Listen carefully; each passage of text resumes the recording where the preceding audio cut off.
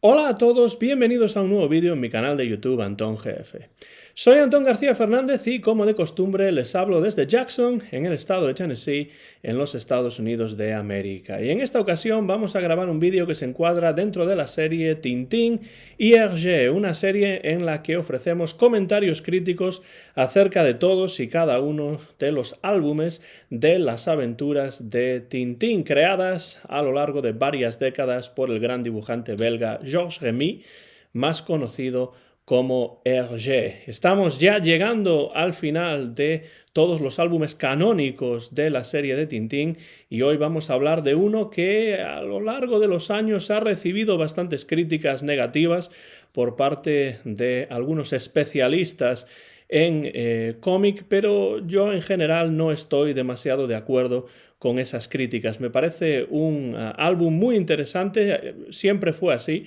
Desde que era pequeño siempre me pareció un libro fascinante, una aventura que engancha desde el principio y que sí es cierto que va perdiendo un poco de fuelle a medida que van pasando las páginas. Empieza de una manera excelente, agarrando al lector con fuerza desde el principio, pero es cierto que a medida que va pasando la historia, que va avanzando la trama, pues pierde un poco de fuelle y en eso me parece que se parece un poco esta obra de Hergé a La Estrella Misteriosa, porque en La Estrella Misteriosa, al menos desde mi punto de vista, pasa lo mismo. Un muy buen inicio que va perdiendo fuelle a lo largo de las páginas. Me refiero a Vuelo 714 para Sydney, que aquí tengo en traducción inglesa, Flight 714, y ahí vemos que no tiene el nombre de la ciudad de Sydney en la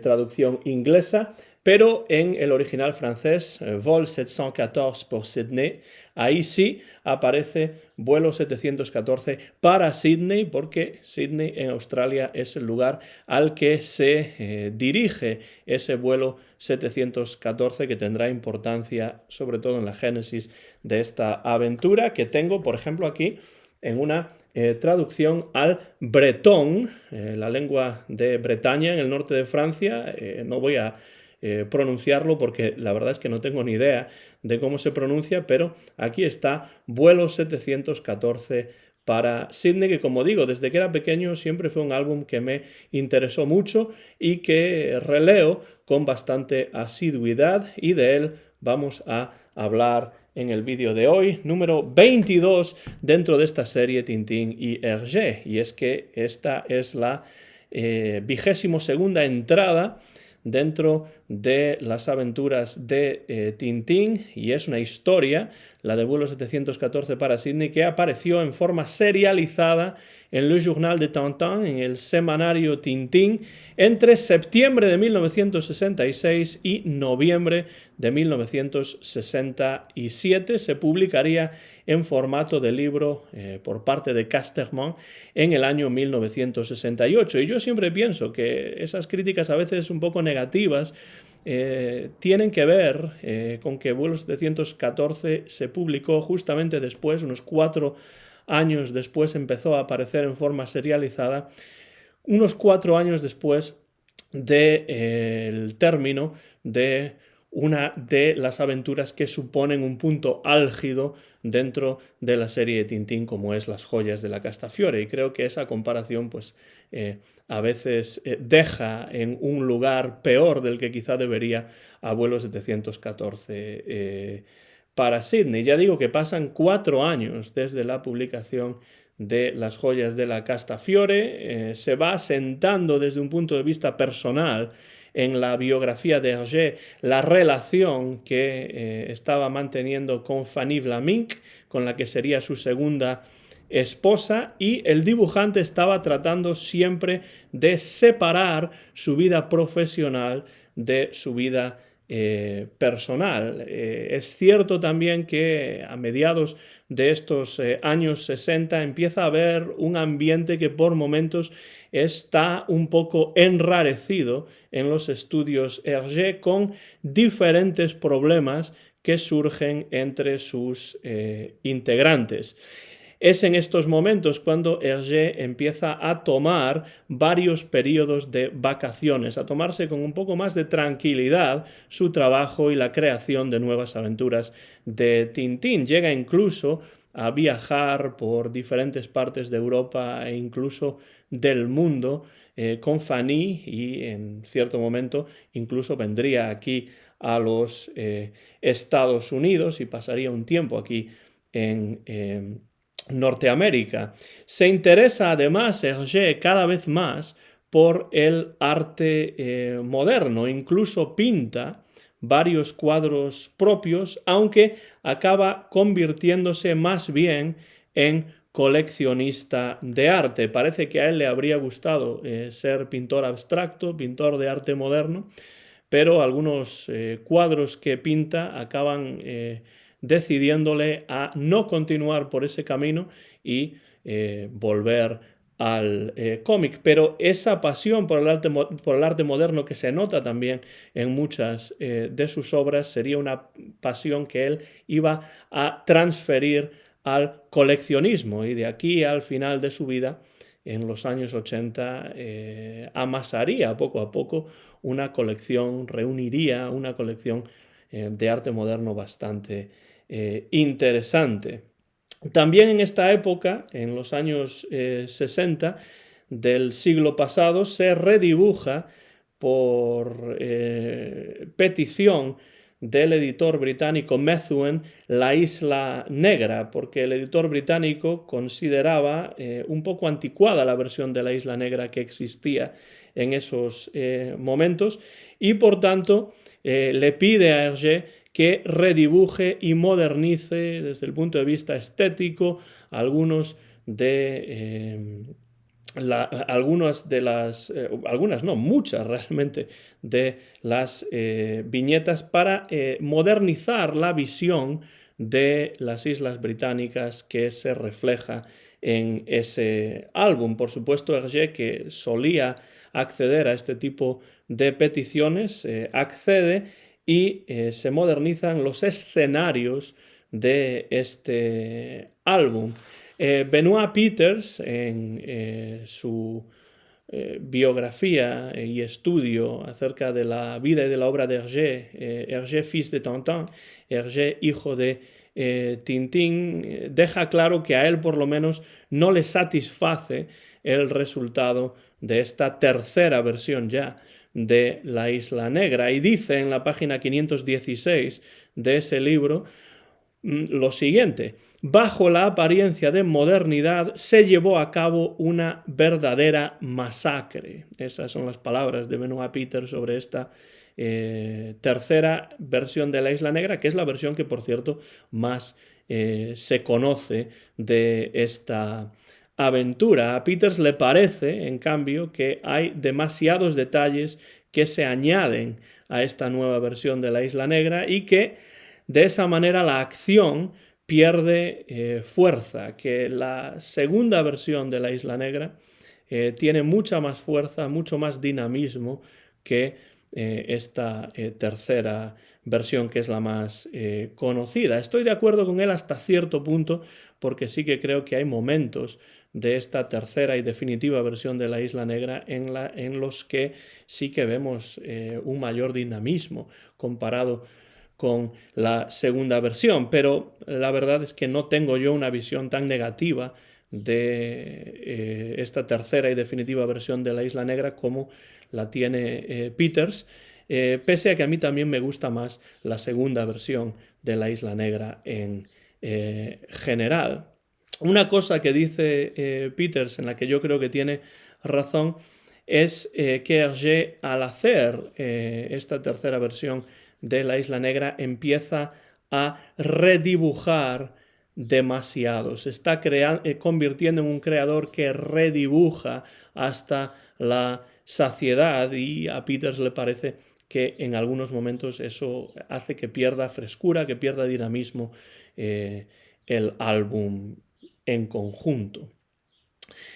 La necesidad de crear una nueva aventura de Tintín que acabaría llevándonos a vuelo 714 para Sydney se ve alimentada en estos momentos, en los años 60, por el espectacular aumento de popularidad de la serie de Astérix y Obélix, de René Goscinny y Albert Uderzo, que realmente en estos momentos está empezando a tener una popularidad tan grande que llevaba incluso a la prensa del momento a comenzar a hablar de que el irreductible galo estaba superando al éxito del reportero belga. Hergé, por tanto, tiene que ponerse manos a la obra para reiniciar las aventuras de Tintín, esta vez con una aventura que en principio tiene una apariencia más clásica. Sí parece que Tintín va a viajar de una manera que no lo había hecho en Las joyas de la Castafiore, y entonces desde el principio da la sensación de que nos encontramos aquí en vuelo 714 para Sydney con una aventura más clásica, pero eso va a tener también sus sorpresas, sobre todo hacia la parte final de esta aventura. Hergé, en la página número 115 de las conversaciones con Sadoul, habla un poco acerca de este tema y dice lo siguiente. Aquí he querido cambiar. Se refiere aquí, por supuesto, a vuelo 714 para Sydney. Aquí he querido cambiar, volver a la aventura con una gran A. Es decir, me parece a mí una traducción errónea. Habría que decir volver a la aventura con una A mayúscula, sin volver a ella en realidad. He querido desmitificar la aventura, en cierto modo, a través de los malos, que en realidad no son tan malos como parecen, y los buenos, malos y buenos entre comillas, aparece aquí, que tampoco lo son tanto. Sin embargo, hay algunas fullerías y traiciones en esta historia. El combate naval trucado de Carreidas, la conducta del distinguido Spalding, etc. Bueno, entonces está claro que Hergé quería en cierto modo volver a la aventura más clásica, la aventura con una A mayúscula, pero reservando ciertas sorpresas porque hay ciertos elementos de esta historia que no son tan clásicos como pueda parecer en un principio. Si hablamos de vuelo 714 para Sydney en general, tenemos que decir, y creo que esto es muy importante, que Hergé introduce algunos elementos que son notables y que en cierto modo se escapan a las convenciones de las aventuras de Tintín hasta el momento. Por ejemplo, la desmitificación de sus villanos. Había desmitificado la idea de aventura Hergé incluso en Las joyas de la Castafiore, porque ahí tenemos una aventura que no es realmente una aventura, un misterio que no es realmente tal misterio. Y lo que tenemos en vuelo 714 para Sydney es la desmitificación de la figura del villano. En este caso, al referirnos a los malos, a los villanos, nos referimos en especial a Rastapopoulos y a Alan Thompson, que son ridiculizados, que son objeto de escarnio despiadado continuamente, tanto psicológicamente como físicamente. Rastapopoulos, no olvidemos que en esta aventura se lleva muchísimos golpes, tantos o más que en otras aventuras el Capitán Haddock, y acaba la historia con un chichón en la cabeza de tales proporciones que es prácticamente ridículo.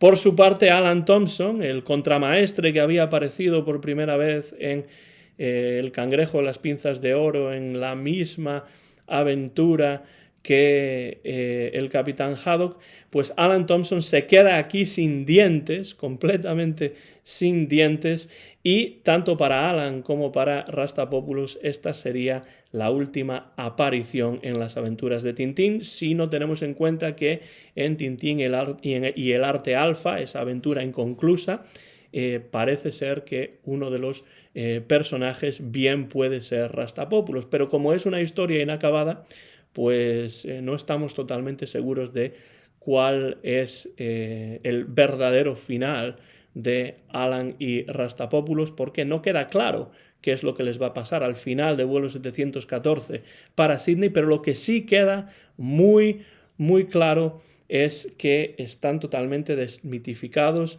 que Hergé los maltrata hasta la saciedad y sufren mucho, tanto psicológica como físicamente. Por otro lado, también es interesante cómo se difumina la línea que separa a los buenos de los malos, como decía el propio Hergé en esas conversaciones con Sadoul, en esa cita que he hecho hace unos minutos de esas conversaciones con Sadoul. Se difumina en vuelo 714 para Sydney la línea que separa a los buenos de los malos, porque tenemos a Laszlo Carreidas, el millonario que nunca ríe, y tenemos a Rastapopoulos, que es el enemigo público número 1 de Tintín. Como muchas veces se ha dicho, Rastapopoulos es a Tintín lo que el profesor Moriarty es a Sherlock Holmes. Pues tenemos a Laszlo Carreidas, tenemos a Rastapopoulos, y resulta que uno, un millonario que supuestamente es bueno, y otro que es un criminal que supuestamente es malo, acaban siendo más similares estos dos personajes de lo que podría parecer en un principio. Y el suero de la verdad del Dr. Crawlspell va a revelar que sus biografías y sus prácticas tienen muchísimos puntos en común. La infantilización de estos dos personajes, de Carreidas y de Rastapopoulos, en esa escena del suero de la verdad, difumina totalmente las líneas que separan a estos dos personajes y los ridiculizan al máximo, al competir ellos, bajo el efecto de este suero de la verdad, por el premio de saber quién ha realizado en su vida la acción más reprobable. Por tanto, un personaje que en principio es bueno y otro que en principio es malo, pues acaban más o menos al mismo nivel de maldad y también de ridiculización. Muy interesante, y quizá esta es una de las cuestiones, uno de los elementos que más ha criticado muchos de los especialistas, que más han criticado muchos de los especialistas en Tintín, muchos de los tintinólogos, es la introducción del elemento paranormal en esta historia por parte de Hergé. En la parte final de esta historia, Hergé introduce extraterrestres y platillos volantes. ¿Cómo? Extraterrestres, platillos volantes en las aventuras de Tintín, que son aventuras supuestamente realistas y tal y cual. Sí. ¿Y por qué? Pues porque esto es fruto del interés que Hergé compartía con Fanny, por cierto, en lo paranormal y en las pseudociencias. No olvidemos que personajes importantes como Sir Arthur Conan Doyle, por ejemplo, también se vieron atraídos por las pseudociencias. En su momento, en los años 60, hay un renacer del interés por las pseudociencias, por lo paranormal, por lo oculto, por los extraterrestres y los platillos volantes, y Hergé no queda ajeno en absoluto a esto. El tema de lo paranormal, como digo, estaba muy de moda en los años 60, era un tema muy contemporáneo que por supuesto sigue estando muy de moda en el momento en el que estoy grabando este vídeo, en el año 2021, y sobre todo en el ámbito francófono. Estos temas tenían muchísima popularidad, estaban muy en boga, debido a figuras o gracias a figuras como las de Jacques Bergier o Robert Charroux, que eran personas que especulaban con la posibilidad de la existencia de vida en otros planetas y con las visitas de extraterrestres al nuestro. Hergé, de hecho, estaba muy familiarizado con libros como Le Livre des Secrets Trahis, el libro de los secretos traicionados de Charroux, o Le Matin des Magiciens, la mañana de los magos de Bergier y Louis Pauwels.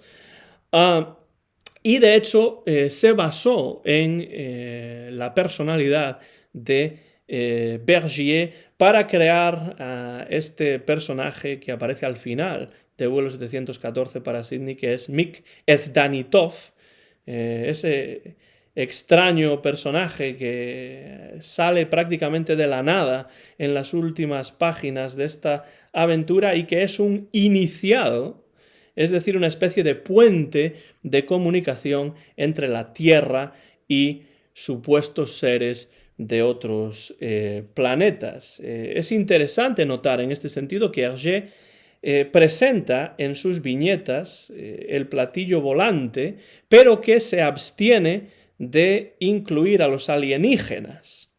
Esto es algo que había hecho en la aventura lunar, por ejemplo, en la cual no tenía ningún interés en mostrar posibles habitantes que pudiese haber en la Luna, alienígenas, extraterrestres y este tipo de cosas. Aquí, en Vuelo 714 para Sydney, incluye un platillo volante que sí podemos ver en algunas de las viñetas, pero en ningún momento vemos a ningún extraterrestre. De hecho, en las conversaciones con Hergé, una vez más, vamos a ver que en la misma página 115 habla acerca de Jacques Bergier y su relación con la creación del personaje de Mick Ezdanitov. Y dice aquí Hergé en cierto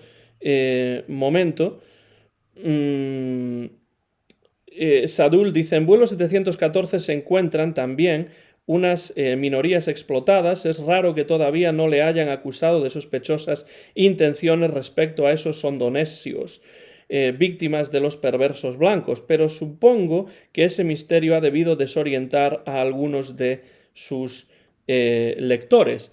Es interesante que empieza Sadoul tratando de hablar de otro tema, que tiene que ver pues, con cuestiones sociales, con cuestiones raciales, pero Hergé responde lo siguiente, centrándose sobre todo en el personaje de Mick Ezdanitov. Dice, me gusta desorientar a la gente. Ezdanitov también es desorientador. Jacques Bergier ha estado encantado de verse bosquejado en el papel del iniciado, ahora figura en un cómic. Sorprendente, Bergier. Entonces, está claro que Hergé tenía en la mente a Jacques Bergier en el momento de crear a este iniciado, a este experto en el mundo extraterrestre, a este puente entre el mundo extraterrestre y el mundo terrícola, que es Ezdanitov. En esta historia, en Vuelo 714 para Sydney, nos encontramos, como ya hemos comentado, a ciertos personajes recurrentes. Ya hemos hablado de Alan Thompson y de Rastapopoulos, que reaparecen por última vez para ser fuertemente ridiculizados, como si Hergé quisiera saldar alguna que otra cuenta pendiente que tuviese con ellos. Rastapopoulos va vestido, de hecho, con un costoso traje de cowboy, de vaquero, con monóculo, con puro, con sombrero, un sombrero Stetson, típicamente americano, que, por cierto, parece ser que en South Dakota, en Dakota del Sur, en su viaje a los Estados Unidos, Hergé compró un sombrero semejante y de vez en cuando dice que se lo ponía. Eso se lo comenta a Sadoul en las conversaciones. Pero además de Alan y de Rastapopoulos, también reaparece en esta historia Piotr Pist, que es difícil de pronunciar, ¿no? Piotr Pist, Schut, en la versión en francés, que realmente significa silencio, ¿no? En francés, chut, ¿no? Que es un personaje, por eso se tradujo como pst, pst, ¿no? en español, supongo. A mí siempre me parecía sorprendente este nombre de este personaje cuando era pequeño, Piotr Pst. Pues había aparecido en Stock de Coque y marino, piloto estonio, es uno de los pilotos del Carreiras 160, el jet, en el que se embarcan Tintín y compañía en el aeropuerto de Yakarta tras ser invitados a unirse a su vuelo privado por el propio Laszlo Carreiras. Es su jet privado y uno de los personajes que son pilotos de este jet es precisamente Piotr Pst. Y después, al final de la historia, vemos a quién sino a Serafín Latón en su casa con su familia viendo por televisión la entrevista en la que Tintín y sus compañeros explican el final de la historia y su encuentro con extraterrestres, que por supuesto Latón no se traga. Latón en este sentido es muy materialista, es un hombre que pues no se cree ninguna de estas monsergas y en cierto modo focaliza Latón la visión o el acercamiento de muchos lectores y lectoras que quizá pues no tengan ningún interés o que no se crean en absoluto pues la existencia de platillos volantes y este tipo de conexiones y de iniciados que mantienen conexiones con seres que viven y se reproducen y se desarrollan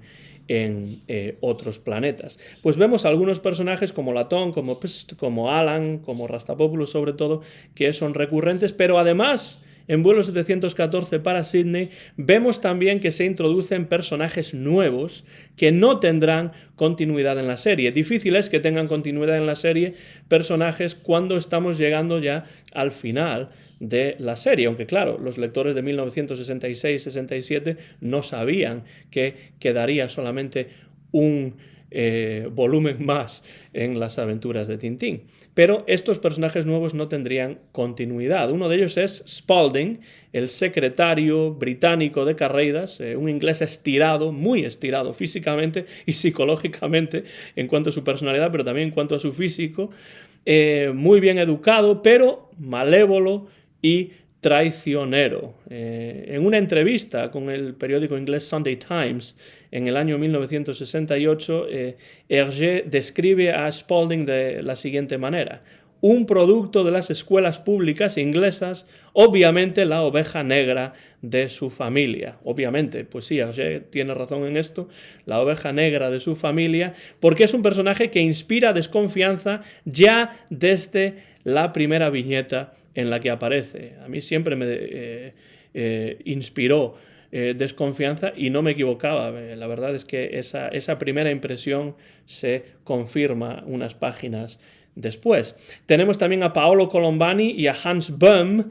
Estos dos son pilotos del Carreiras 160, también a sueldo de Rastapopoulos, y sus apariencias físicas también los retratan con claridad. Son personajes malévolos que también, en cierto modo, van a ser ridiculizados y desmitificados, y en especial Hans Böhm, con ese nombre alemán, pues parece salido del Tercer Reich y desde luego parece uno de esos nazis que después buscaron refugio y sobre todo esconderse en países como los Estados Unidos o los países suramericanos al terminar la Segunda Guerra Mundial. Simplemente viéndole el estilo de peinado y viéndole la cara, los trazos físicos de su apariencia, pues está claro de dónde sale este Hans Böhm. Después tenemos a Gino, italiano, steward o azafato, ¿no?, del avión de Carreiras, y con Piotr Pst es el único de la tripulación del Carreiras 160 que no trabaja para Rastapopoulos, porque los demás, Colombani, Böhm, Spalding, sí que trabajan para Rastapopoulos y conspiran en contra de Carreidas para llevarlo hacia donde lo espera Rastapopoulos, con intenciones, por supuesto, más que criminales. Tenemos al doctor Krollspel también, un siniestro doctor, siniestro en apariencia, por supuesto, también será desmitificado, también será ridiculizado, pero tiene una apariencia verdaderamente siniestra. Creador, este Dr. Krollspel, del suero de la verdad, que muchos críticos han emparentado, por ejemplo, con el médico nazi Mengele, y con mucha razón, desde luego, porque da la sensación de que sí, su pasado es oscuro y probablemente con ese nombre, con esa apariencia, tenga que ver con los doctores nazis del Tercer Reich. En las conversaciones con Numa Sadul, Hergé ahonda un poco más en la probable biografía del Dr. Krollspel, diciendo que seguramente, bueno, dice probablemente trabajó en un campo nazi. Esto lo dice en la página 115 Hergé. Y probablemente, yo diría más que probablemente, casi seguramente, Krollspel es un ex doctor nazi que pone sus conocimientos científicos al servicio del mal y de Rastapopoulos, y al final se da cuenta de que Rastapopoulos lo va a traicionar tras conseguir de él lo que necesita, y entonces cambia de parecer por pura coyuntura del momento y decide ayudar a Tintín y a sus compañeros. A mí siempre me ha parecido, leyendo Vuelo 714 para Sydney en consonancia con, por ejemplo, La Isla Negra, siempre me ha parecido que el Dr. Krollspel habría formado un muy buen dúo, un muy buen tándem con el Dr. Müller en La Isla Negra. Y no olvidemos que La Isla Negra está redibujándose más o menos en estos momentos, en los años 60, por parte de Hergé en los estudios.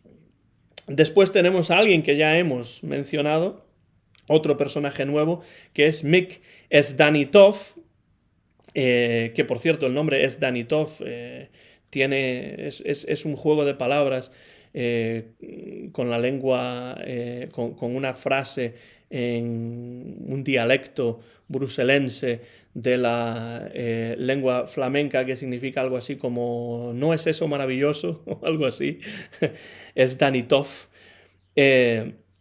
Es un personaje, este Sdanitov, singular, como ya hemos dicho, basado en el escritor y experto en temas paranormales Jacques Bergier, conocido por sus libros y por sus colaboraciones en la revista Planet.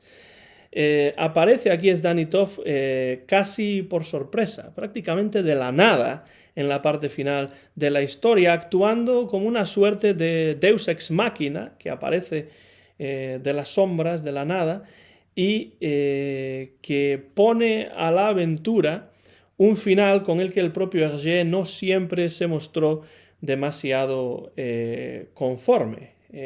Sdanitov es un personaje que supone una caricatura de esos supuestos iniciados que tienen contacto con extraterrestres, y es un personaje que yo siempre pienso que no estaría fuera de lugar en un contexto tan actual como por ejemplo esos programas de radio como Milenio 3 o de televisión como Cuarto Milenio, con gente como pues JJ Benítez y otros como Iker Jiménez y su esposa Carmen Porter, que son personajes que se dedican a esta cuestión de lo paranormal y del misterio y de las ciencias ocultas y tal y cual, y que estarían en perfecta consonancia con este Mick Sdanitov, que de todas maneras me parece a mí que Hergé también desmitifica en cierto modo, ¿no?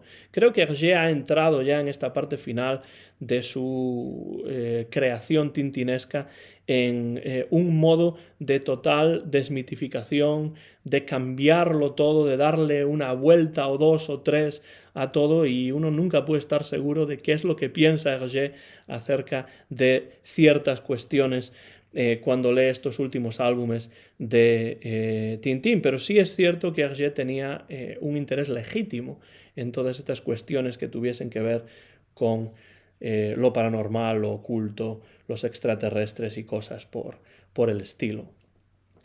Tenemos, por supuesto, y lo hemos mencionado ya, a Laszlo Carreidas, que sin duda para mí es el personaje más memorable de todos los que debutan en vuelo 714 para Sydney. Es una pena que no haya tenido continuidad en la serie, porque creo que, por ejemplo, en Tintín el Arte Alfa podría haber aparecido y podría haber jugado algún papel. Es un millonario que ha forjado su fortuna en el campo del transporte aéreo, pero que está involucrado también en otros múltiples negocios, como por ejemplo esa bebida, la Sanicola, otra desmitificación, otra ridiculización, en cierto modo, de la Coca-Cola. Esta Sanicola es una bebida que contiene tanta clorofila que hace que las plantas se marchiten. En uno de los famosos gags en el aeropuerto, en los cuales el capitán Haddock, que odia, por supuesto, la Sanicola, pues echa un poco de lo que le queda de Sanicola en el vaso en una planta, y unas cuantas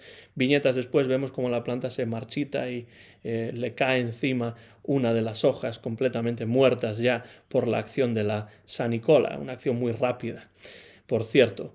Carreidas está basado, y esto lo comentan muchos críticos, en el magnate francés de la aviación Marcel Dassault. Marcel Dassault era un magnate francés de la aviación, igual que Carreidas, creador no del Carreidas 160, sino del jet Mirage, que significa espejismo, ¿no? Y que era una de las creaciones de Marcel Dassault.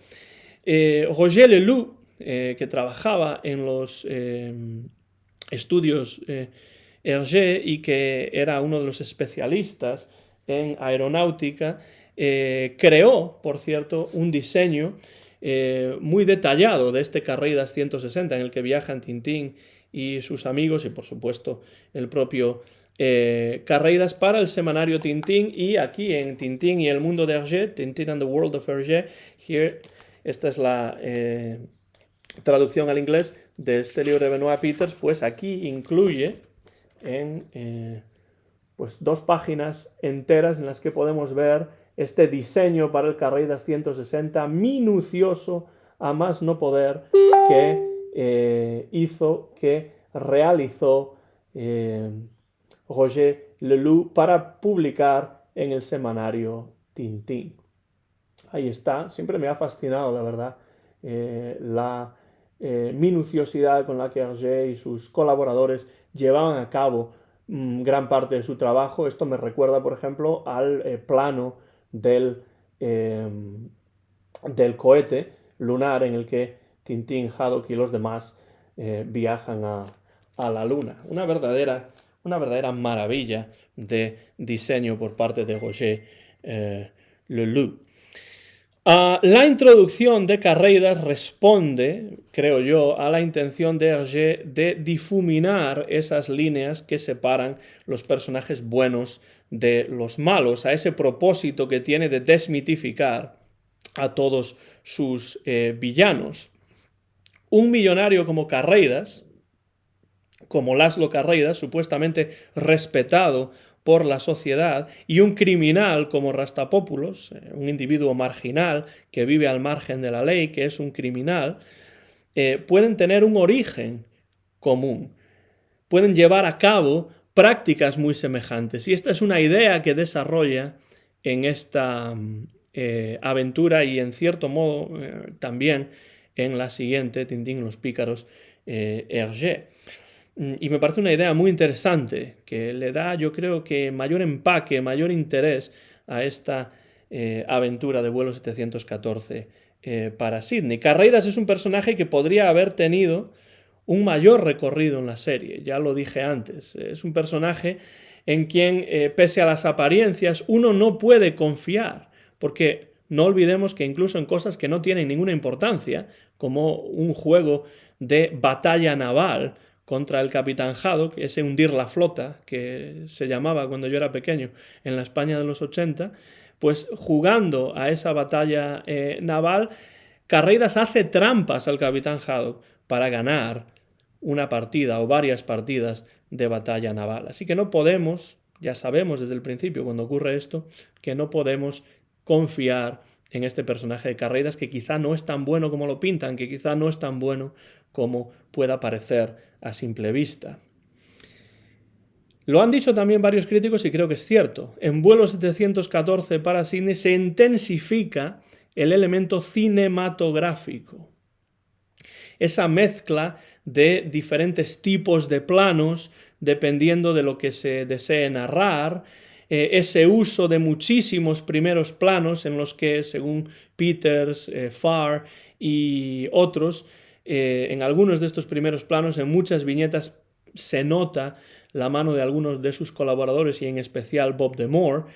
Pero claro, tenemos diferentes tipos de planos, tenemos muchos primeros planos, tenemos un uso muy efectivo también del suspense en la escena de ese peligroso aterrizaje en la isla en la que espera Rastapopoulos la llegada del avión. Magnífico y muy cinematográfico ese momento del aterrizaje forzoso en una pista que es más pequeña, que es más corta de lo necesario. Y varios críticos también han señalado la posible relación intertextual entre Vuelo 714 para Sydney y Encuentros en la tercera fase, esa película de Steven Spielberg, Close Encounters of the Third Kind, Encuentros en la tercera fase, y esto es bastante posible que haya esta relación intertextual, porque no hay que olvidar que al director estadounidense, a Steven Spielberg, le interesa muchísimo la figura de Tintín y dirigiría con el paso de los años una película acerca de las aventuras de Tintín, de la que todavía no he hablado en el canal, pero que en algún momento, por supuesto, lo haré. Uno de los problemas de esta aventura, en mi opinión, como ya dije al principio, es que va perdiendo fuelle a medida que pasan las páginas. Pero el inicio se encuentra, en mi opinión, entre los mejores de toda la serie de Tintín. Pone el listón muy alto, engancha de una forma inmediata al lector, y además ocurre en un aeropuerto, que es un lugar que fascinaba a Hergé.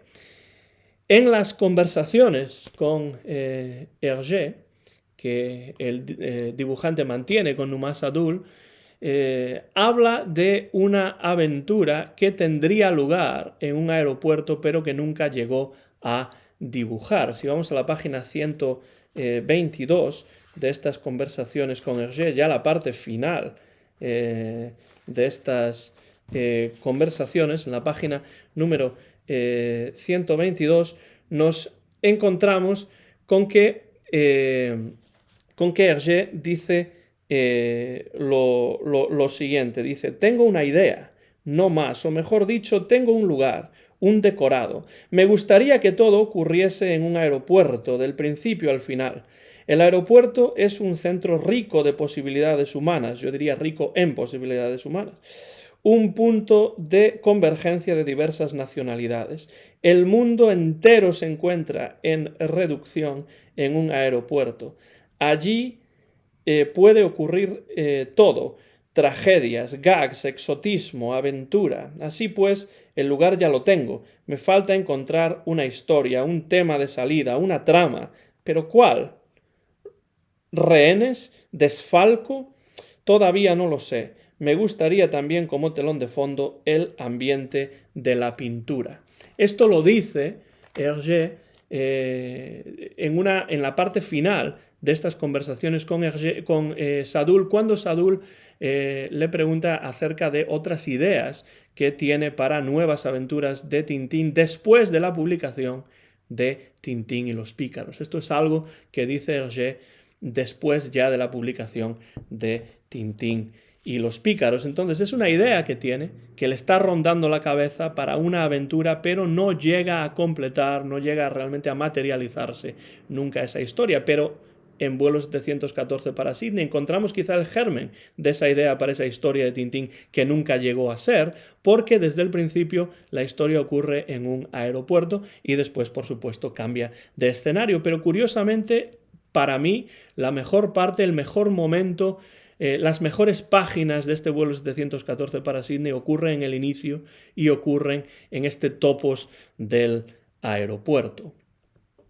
Si hablamos del final, si nos centramos en la parte final de esta historia de Vuelo 714 para Sydney, es necesario decir que el final, como ya más o menos anunciábamos antes, no convenció totalmente a Hergé, pero a mí me parece que la verdad es que soluciona de una manera elegante ese callejón sin salida en el que había metido la trama, porque no quería mostrar a los extraterrestres. Y si no quería mostrar a los extraterrestres, ¿qué podía hacer? Pues solo podía, en realidad, hacer lo que hizo. Los alienígenas borran de la mente de Tintín y compañía todos los recuerdos de su encuentro, de esos encuentros en la tercera fase Spielbergianos, ¿no? Los borran los alienígenas de la mente de Tintín y de sus amigos. En unas viñetas, además, ocurre esto, unas viñetas muy originales que a mí me recuerdan, desde luego, a la estética de Joan Miró. Y esto no sería extraño tampoco porque Joan Miró era un pintor que a Hergé le gustaba y le interesaba mucho. Y después de llegar a estas viñetas, me refiero en particular, y las voy a enseñar, me refiero a estas viñetas en la parte final, página número 58, me refiero a viñetas como por ejemplo estas que están aquí, ¿no? En las que vemos a los personajes, Carreiras en ese caso, en el otro caso, ¿no? Y ahí es donde vemos que se les borra de la mente, o los alienígenas les borran de la mente todo recuerdo de ese encuentro que han tenido con ellos. Y a mí me parece que la estética es muy de Joan Miró. Y después de esto pasamos ya directamente, después de un corte abrupto, a la escena en la televisión. Es decir, pasamos ya después de ese corte abrupto a ese momento en el que accedemos al final de la historia, no directamente, sino a través de la televisión y, en cierto modo, a través de los ojos de Serafín Latón y su familia, que están viendo el telediario y que ahí están viendo las noticias y se encuentran ellos mismos, como nosotros, con el final de la historia. Por supuesto, Latón no tenía ni idea de lo que había ocurrido hasta entonces y nosotros, como lectores, sí que lo tenemos. En definitiva, para ir terminando ya con este vídeo dedicado a Vuelo 714 para Sydney, que vuelvo a enseñar a la cámara en la traducción bretona, Vuelo 714 para Sydney, que aquí está, es un álbum que siempre me ha fascinado personalmente, especialmente por su inicio, pero también por algunos de sus personajes y por lo arriesgado de parte de la propuesta de Hergé en esta aventura. Esa introducción de lo sobrenatural, esa introducción de lo paranormal, pero es una introducción que es solo a medias, sin querer mostrarlo absolutamente todo, lo cual es muy hergéano. Sugerir algo, no mostrarlo totalmente, ya lo hizo, como digo, en el episodio lunar y en muchas otras ocasiones, dejando elementos importantes a la imaginación de los lectores. Tintín ha viajado a todos los confines de la Tierra, incluso a la Luna, mucho antes que Neil Armstrong y Buzz Aldrin, y aquí en Vuelo 714 para Sydney añade cosas nuevas a su lista de experiencias. Por ejemplo, un contacto con el mundo extraterrestre que él no va a recordar, y nadie va a recordar, quizá mi Lucy, pero nadie va a recordar, pero del que el profesor Tornasol tiene pruebas. Tiene una prueba, algo que encuentra en su bolsillo, que prueba que es un material, está hecho de un material que no existe en la Tierra. Con lo cual, ¿de dónde habrá venido ese material? Ahí, de nuevo, deja Hergé a la imaginación del lector qué es lo que ha ocurrido aquí. Tenemos que decidir nosotros lo que ha ocurrido en cierto modo. Entonces tenemos este contacto de Tintín, supuestamente, y de sus amigos con el mundo extraterrestre. Y también Tintín va a poner los pies en Oceanía, en Australia, porque ahí pone vuelo 714 para Sydney.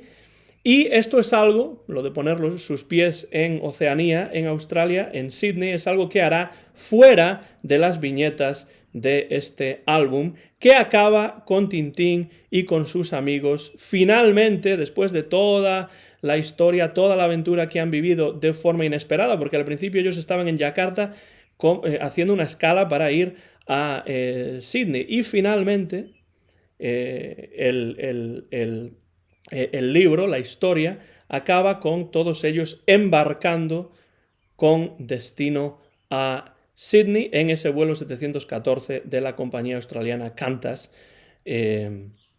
Y fuera de las páginas podemos imaginar que Tintín, el Capitán Haddock, el profesor Tornasol, Milú van a llegar a Sydney, van a llegar a Australia.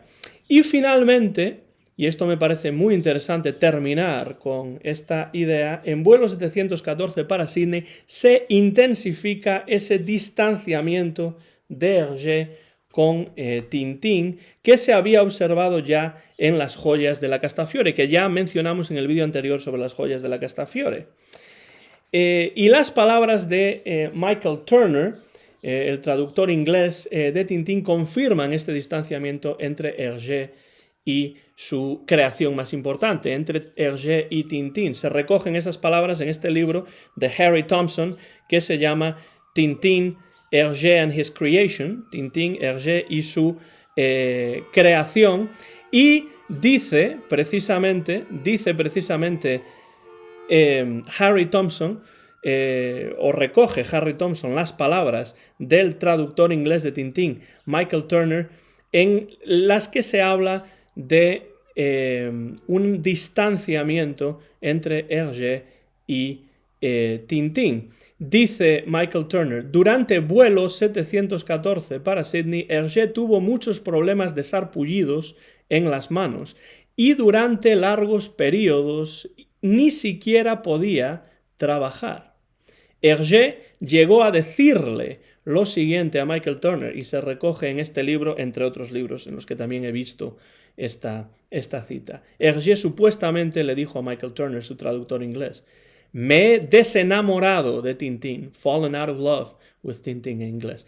Me he desenamorado de Tintín, no puedo soportar ni verlo. Esto aparece en la página 263 de este libro de Harry Thompson, Tintín, Hergé and His Creation. Y de hecho es bastante cierto, o es bastante probable que así haya sido, que se haya Hergé desenamorado, se haya paulatinamente alejado de Tintín, porque van a pasar 7 años, nada más y nada menos, ya no 4, sino van a pasar 7 años hasta que Hergé vuelva a publicar una nueva aventura de Tintín, que será la postre, la definitiva, Tintín y los pícaros. Y de esa aventura precisamente hablaremos en el próximo vídeo de esta serie Tintín y Hergé. El que ahora termina lo hemos dedicado a vuelo 714 para Sydney, que ha sido siempre uno de esos libros de Tintín, una de esas aventuras de Tintín que, pese a que muchos suelen criticarla, pese a que el propio Hergé no estaba del todo convencido de su final, a mí ha sido siempre una aventura que me ha gustado mucho y que suelo releer bastante, y ha sido un placer realmente volver a releerla, no en esta traducción porque evidentemente no hablo bretón, pero ha sido un placer volver a releer este libro para hacer la investigación y para preparar este vídeo número 22 ya dentro de la serie Tintín y Hergé. Nada más, espero que les haya gustado, que les haya interesado este vídeo acerca de vuelo 714 para Sydney y, por supuesto, si tienen algo que comentar, por favor, déjenlo en la parte de abajo del vídeo, en la parte reservada a los comentarios, que a mí siempre me encanta leer y responder a los comentarios. ¿Les parece un buen álbum? ¿Es uno de los que más les gusta? ¿Uno de los que menos? ¿Cuál es la opinión que les merece esta historia, en cierto modo clásica, pero también diferente de las aventuras de Tintín? La 22ª entrega de la serie Vol 714 pour Sydney, vuelo 714 para Sydney. Muchas gracias, como siempre, por estar ahí al otro lado. Soy Antón García Fernández, mío es el copyright de este vídeo, que se grabó en Jackson, en el estado de Tennessee, en los Estados Unidos de América, en el mes de mayo del año 2021 y que muy pronto van a poder ver en mi canal de YouTube, Antón GF. Muchas gracias por su atención, les agradezco también sus comentarios. Hasta la próxima ocasión.